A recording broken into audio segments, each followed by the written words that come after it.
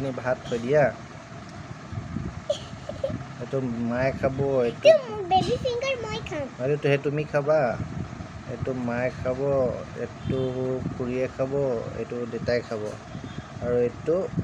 এইটো থৈ দিয়া আলহী আহিলে দিব লাগিব এইটো আছে না চাম দেই হা এটা তাকে খুলিব লাগে হ'ব নাই দেখোন ক'ত গ'ল বৰ ঘৰৰ মেকুৰী সৰু ঘৰলৈ যায় ঢাকন পেলাই পইতা ভাত খা